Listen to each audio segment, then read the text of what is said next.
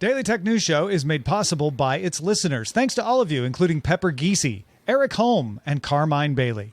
Coming up on DTNS, can an AI diagnose Alzheimer's disease? Dr. Niki helps us understand what's true and what isn't about a new study. Plus, pop-up ads may be coming to streaming. And do we really want new cell phone designs? Do we?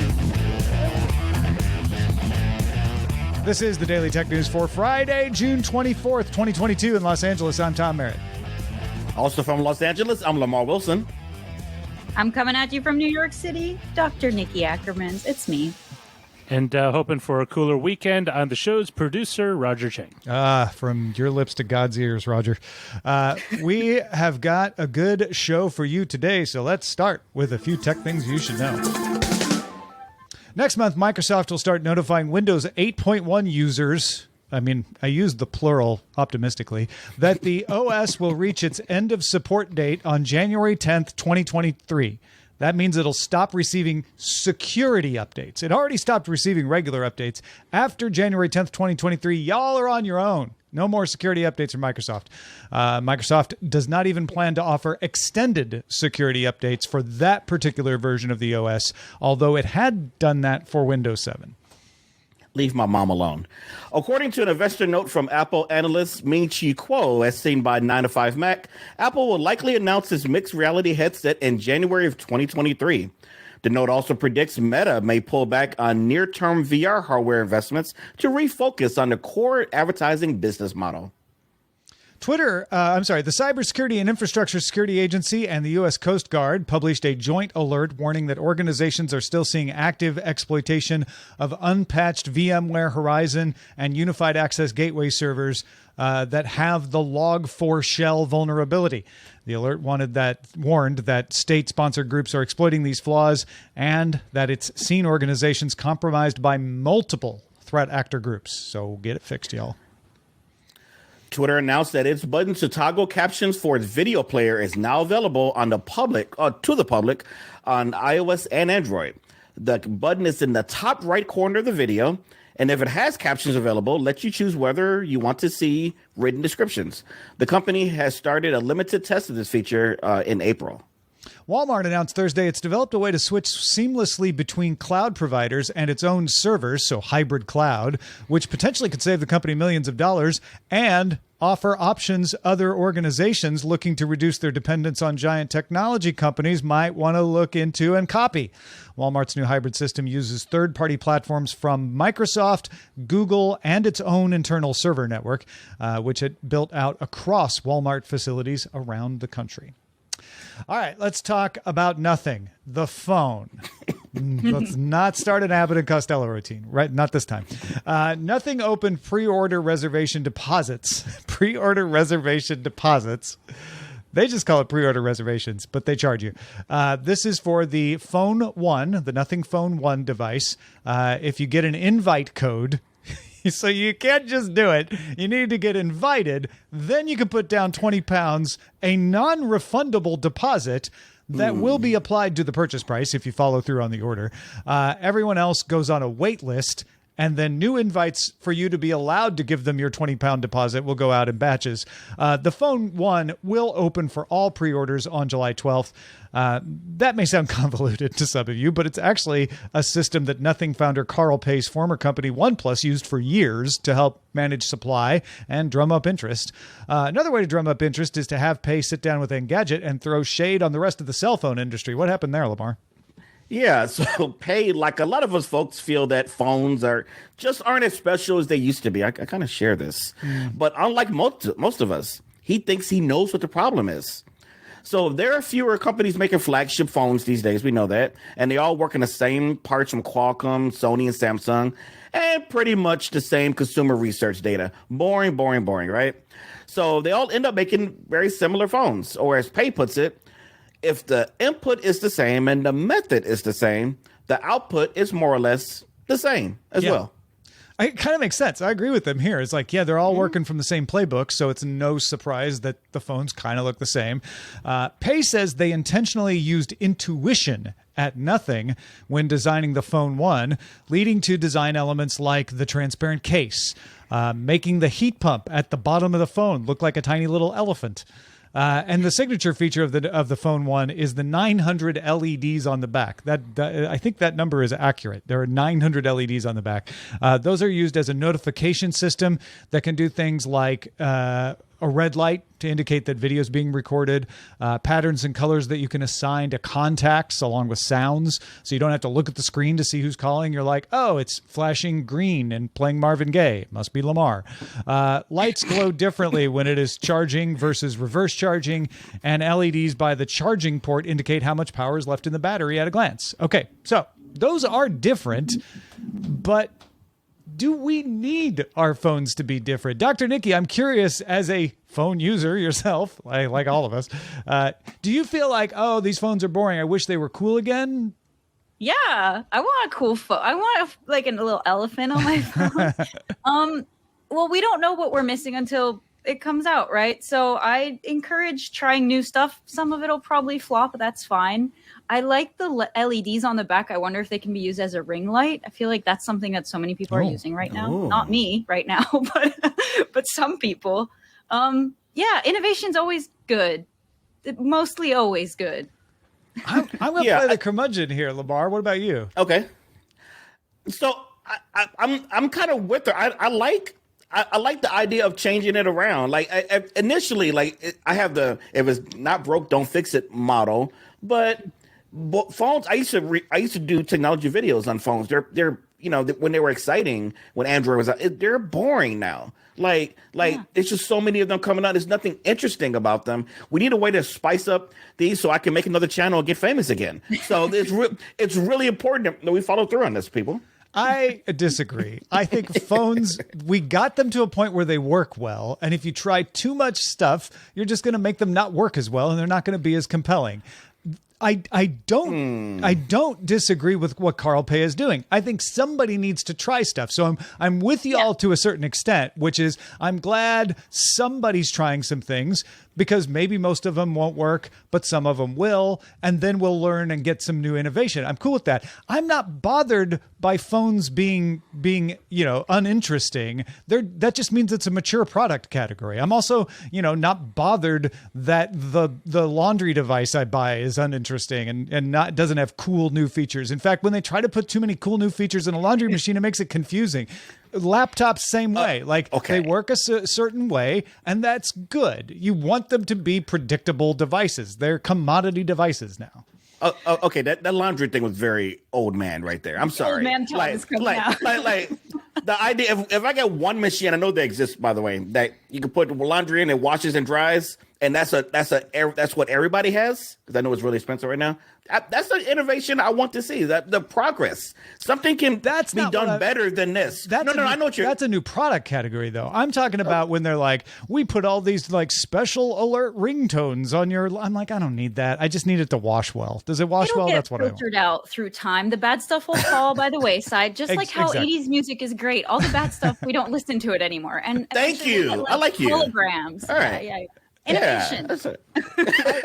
I agree, and that's why I said I'm glad somebody's doing it. I'm glad I'm not doing it. I don't have to worry about the stuff that fails. I guess what I'm saying is I'm glad nothing is trying things out, because somebody does need to do that. But I don't fault Samsung and Apple and Google for coming up with phones that work well, without trying a bunch of new things and putting it out there. And we're like, oh, that was an interesting idea, but I hate it. You need to, there's a point in a product cycle where you just realize that this is how it works. And when the iPhone first came out, it was an innovation on top of Trios and Blackberries that said, maybe you can do it without a keyboard. And I'm glad they did that. And then we iterated on that for several generations, finding out, okay, once you have a touchscreen, what else can you do? And that was exciting.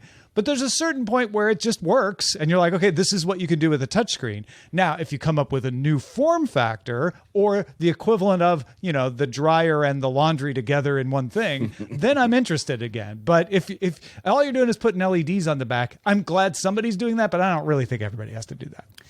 I get your point. There was a lot of pushback from because Trio was my favorite phone. Was pushback from that to it took a while to get people used to the typing on the screen. So I think people have to be open minded with these type of advances, and I think that's what makes it exciting again. Yeah. There's nothing mind blowing coming out right now, but maybe they can build on it. I guess all I'm saying is, in older product lines like phones have become, it doesn't have to be mind blowing all the time. I do want a hologram, though, so they should work on that. Yeah. Thank you. See, I said that pre-show. Yeah, that's what I want too. All right. A big thanks to PJC Reese for submitting this on our subreddit and bringing it to our attention at dailytechnewsshow.reddit.com. Scientists at Imperial College London published a paper in Nature Portfolio Journal Communications Medicine describing a machine learning algorithm they developed to aid diagnosis of Alzheimer's disease. The team adapted an algorithm that had been developed to classify cancer tumors, but instead trained it on archived MRI scans from more than 400 patients who had either early or late stage Alzheimer's disease and a control group of patients with other neurological conditions like Parkinson's or frontotemporal dementia. They divided the brain into 115 regions and assessed each region for structural features like size, shape, texture, etc. There were like 660 categories.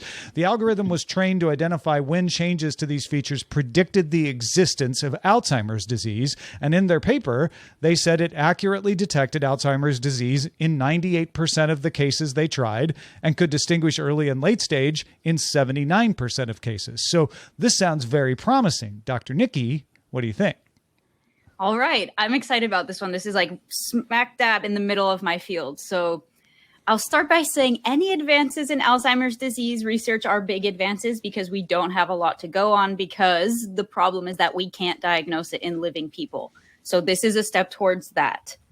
It's not like, of course, the title of the news says that a single MRI scan can detect Alzheimer's. Not exactly right now in living patients,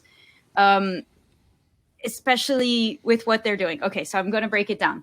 They trained an AI to look at archived MRI images, so images that were already made on people a while ago, likely on experimental MRI machines. So they're much higher definition than the one that you would usually get scanned on, and they're much more expensive, which is why they're not as widespread. And they compared the Alzheimer's and other brains to healthy brains, right? So AI is good at looking at patterns and saying, this is this pattern, and assigning images. And that's why they did that, which is really cool. Another way that the way that they were able to tell the AI or the machine learning system, I know we're not really supposed to say AI on here, what pattern they're using. So they looked at three things: cognitive scale, which is basically behavioral changes and things that you'll associate with Alzheimer's disease. This is linked to each MRI image. Then differences in brain textures and brain sort of shape on the MRI images. And also something called biomarkers in the cerebrospinal fluid. This is basically a way to track through specific proteins whether this disease is present or not using this liquid that your brain floats in. It's not really 100% accurate though. So yeah, so this is where my sort of limitations come in on this, right? This is cool, but tracking the biomarkers in your cerebrospinal fluid, not clinically used to diagnose Alzheimer's because you can't be 100% sure. So it's like a helper data. And is that because you really can't 100% confirm someone had Alzheimer's until after they're dead and look at the brain, right? Yeah, thanks for bringing that back up. Okay. Right now, the only way to 100% confirm that you had Alzheimer's or similar diseases is by dissecting the brain. Yeah. Which is why we're bad at telling if people have Alzheimer's, because you can't do it while they're alive really well. So they had to have that data to sort of confirm the data in this study. So this is why it's not really completely doable on live people, also because of the different MRI machines and because, yeah, there's things to, like, you need to work on improving MRI technology and biomarker technology to apply, like to be able to sit down at the hospital, get an MRI and be like, you have Alzheimer's. Yeah. Because I think that's what everybody wants, right? They're like, great, scan me now. This is not that. But and that's because this may not be quite as accurate because, you know, it's based on archived scans. It's not based on active scans. So they took these scans and analyzed the data and applied the machine learning to that. And that took them years. It's not like you sit down and there's a software. Right. But they're working towards that, which is the exciting part.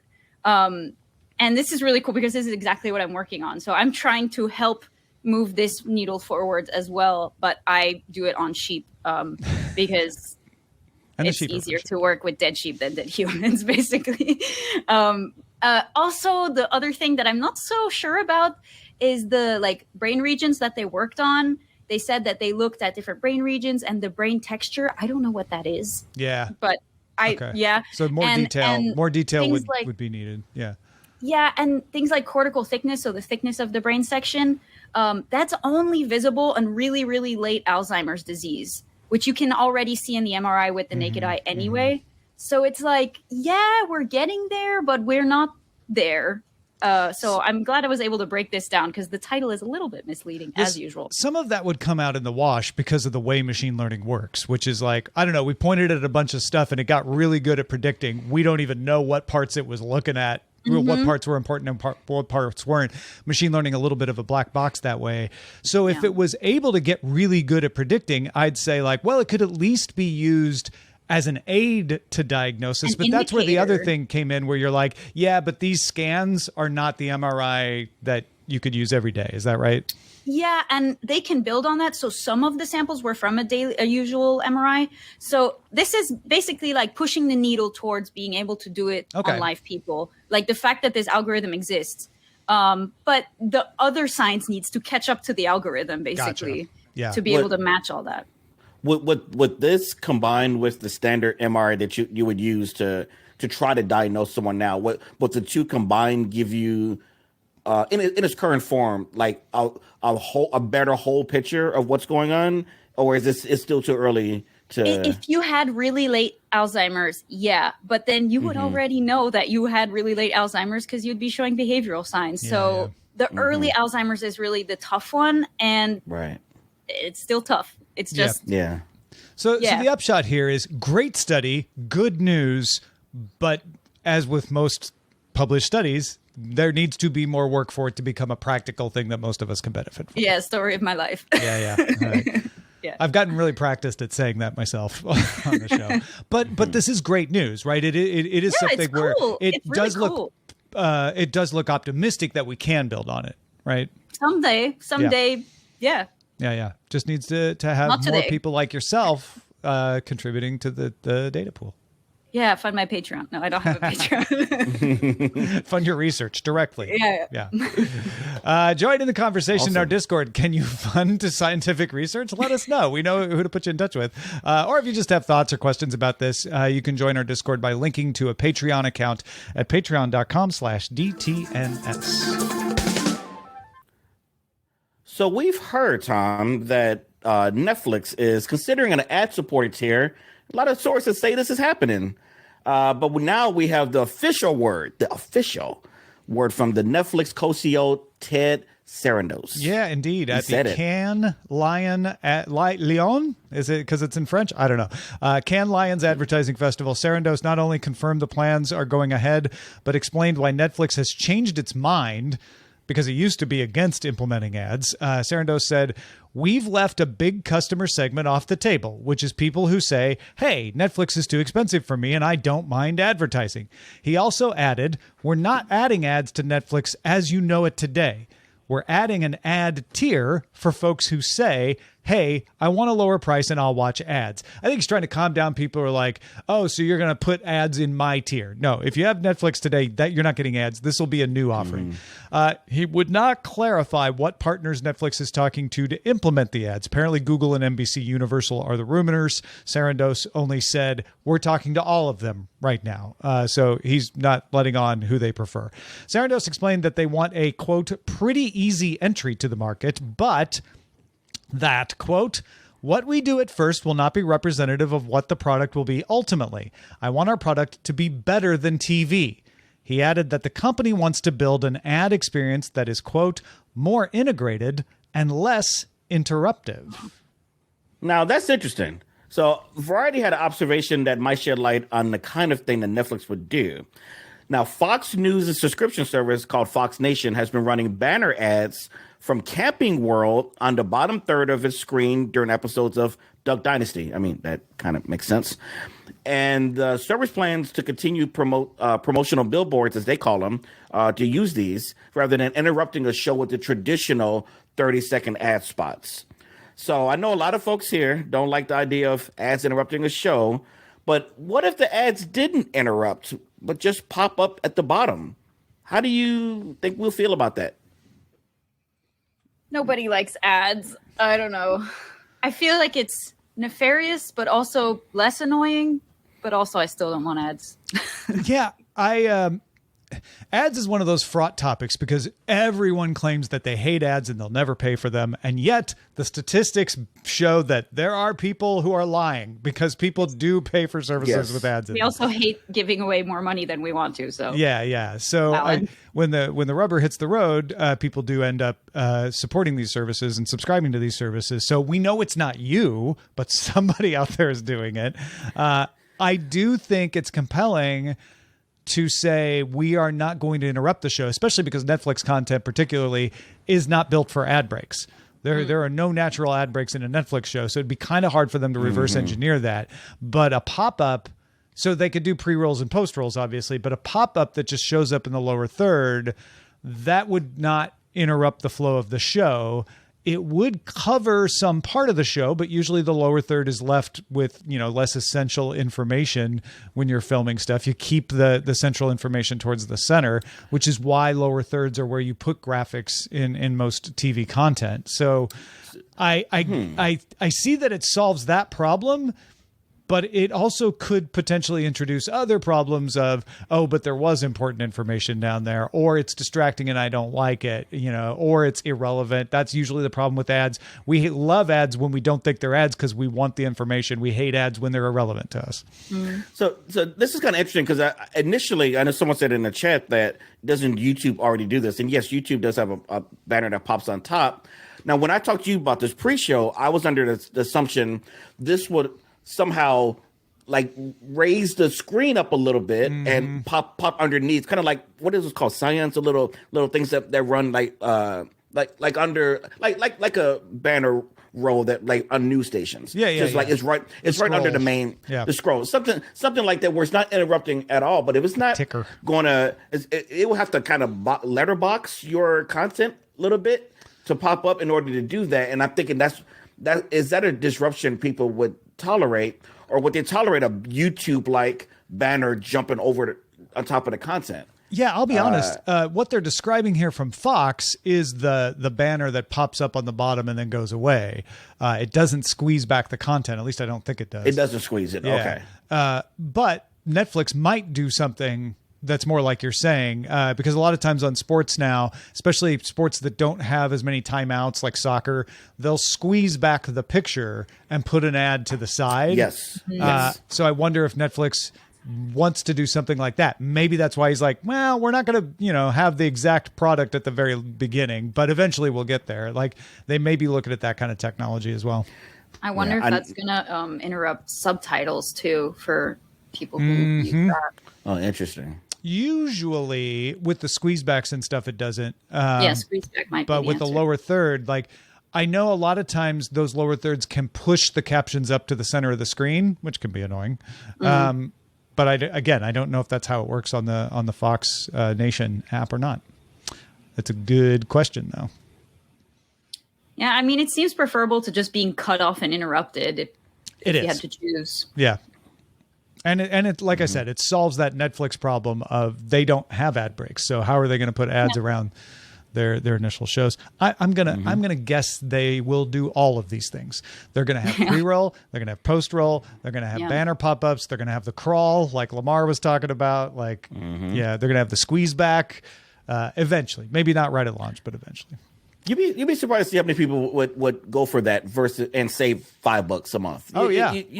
Yeah. Why not? They'll never admit it in our chat room. But no. Hopefully we pay. Exactly. We're all going to be doing it. We just won't tell anyone. Hey, folks, you want to make your next vacation all about space? Well, Chris Christensen just might have the answer. This is Chris Christensen from Amateur Traveler with another Tech in Travel Minute. Again, I've got a place for you today, and that is Huntsville, Alabama. If you haven't thought about going to Huntsville, then you probably don't know anything about it, because it's a great place for people who like technology, because it's the home of both the U.S. Space and Rocket Center as well as the Marshall Space Flight Center. So if you want to stand under with the last remaining Saturn V rockets and talk to one of the docents who probably worked on that rocket, or stand on the test center where they tested the engines for the Saturn V rocket high above the Marshall Space Flight Center, then that is a really cool place to go. It's also the home of Space Camp and has more PhDs per capita than any other city in the U.S. Huntsville, Alabama is worth a look. This is Chris Christensen from Amateur Traveler. I actually, my uncle lived in Alabama, and when we visited him when I was a kid, like I was about 12 years old, we went to the Huntsville Space Center, and the Saturn V rocket was just as impressive back then as I imagine it is now. Probably even more so because it's even older. It's tall. I definitely want to go see one of those one day. I've never gone to Houston or any of those places to see. I grew up near Cape Canaveral, so Oh, nice. we got the big guys. Wait, does Houston have one? I just embarrass myself if it doesn't. Do they have a space center? Please tell me. Well, yeah, the Johnson Space Center is in Houston. It's right outside Houston in Johnson City, and you can go visit there. That's where the shuttle simulator is and stuff like that. Oh, okay. Yeah. I was going to say we have a problem then. Okay. I always heard that Los Alamos had the most PhDs per capita because of the nuclear program, but Oh, really? Yeah, I could see that. Lots of cool places to go. Thank you, Chris Christensen. All right, let's check out the mailbag. Regarding yesterday on the news from Amazon's ability to mimic a long-lost relative, the ability to train a voice assistant to have the same pattern as someone else, Tim wrote in with some thoughts. Quote, "It was exactly this feature that made it interesting, and I went immediately to wondering if had I enough audio or video recordings of my grandmother to pull this off. I lost my grandparents almost 25 years ago, and I'm only in my 40s. I didn't get the horror or revulsion at all. And his other marketing techniques would have made me skip right past this." He's talking about the marketing techniques that Justin was saying that Amazon should have done. Tim says, "I'm excited to try it, and you can bet the first several voices I'll try are people no longer with us who I miss." I do it. I do it. I think hearing grandma's voice again, especially since we recently lost, it wouldn't be weird to me. Especially being able to make them say whatever you want. Yes, yes, you can have another chocolate cake. That's exactly honey. where I was going. Yeah. Exactly. Yes, you can have more chocolate chip cookies, Tom. Yeah. I agree with your political views. It's fine. You've always been right. I was You're wrong. my favorite grandchild. You know what? Yeah. I was going to say I would probably only do this for certain of my relatives, but now that you've brought that aspect up, I might do it for all of them. You're right. Yeah. You can make them say whatever. Yeah. Yes, I am wrong on everything I've ever said to you, Tom. Yes. Yes, I am. And all kidding aside, my grandpa died in the 50s. He was born in 1882. We have reel-to-reel recordings of him that my uncle put together, and I've digitized some of those. If that was enough to make this work, and I could hear my grandpa talk, who I never heard in real life, say things like, we even have a few of his writings and things, that would be amazing. That's really fascinating. For narration, that's a really good idea. Yeah. I think the problem is just the general uncanny valleyness that people, the gut reaction, right? But why not try it? Yeah, especially the more recent someone has passed, the weirder it is. For sure. Yeah. Well, that is it for us today. Thank you, Lamarr Wilson. As always, my friend, what's going on to tell folks about?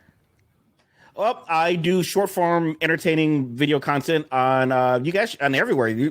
Literally, you can go to Lamarr.tv. If you can follow me on Twitter, I post content there. I recently talked about how sriracha sucks. And a lot of people didn't like that. So that's why I posted it. Yes. so make sure you check that out. Lamarr.tv. Yeah, timing, Lamarr. There's a sriracha shortage. My gosh.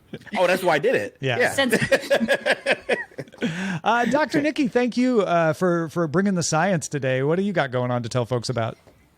I just generally tweet about science. I live tweeted that thread on the Alzheimer's thing on my Twitter at Ackermans Nicole. My website's at NicoleAckermans.com, I believe. So just catch me there. And I'm also hosting the I Am SciComm Twitter account this week, talking about scientific communication, which has been really fun. Yeah, thanks for looping me and Dr. Kiki and a bunch of others in on that. That was super fun to participate. Bring in the experts. Yeah.